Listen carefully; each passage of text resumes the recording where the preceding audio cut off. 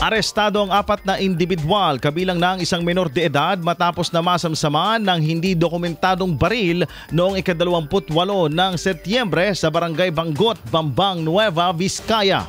Ayon sa ulat mula sa Bambang Police Station, nakatanggap sila ng report mula sa isang restaurant owner hinggil sa isang grupo na hinihinalang nasa impluwensya ng nakalalasing na inumin na nagtatanong umano kung saan sila maaaring magsanla ng baril. Dahil sa takot, kanila itong inireport sa kapulisan na kaagad namang rumisponde sa lugar. Nang makarating sa lugar, itinuro ng nag-report at ng ilang saksi ang 4 na lalaking sakay ng isang Toyota Hilux pickup. Kinilala naman ang mga suspect na sila alias Rizalino, alias Juan, alias Julio at 16 anyos na alias Len, pawang mga mula sa Mountain Province.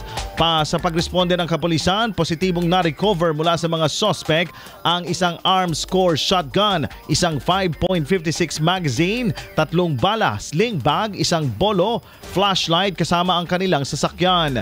Bigo namang makapagpakita ang mga suspect ng lisensya upang magmay-ari at magdala ng baril o anumang kaukulang dokumento na kinakailangan alinsunod sa ilalim ng Republic Act 10591 o Comprehensive Firearms and Ammunition Regulation Act, dahilan upang sila ay dakipin. IFM News.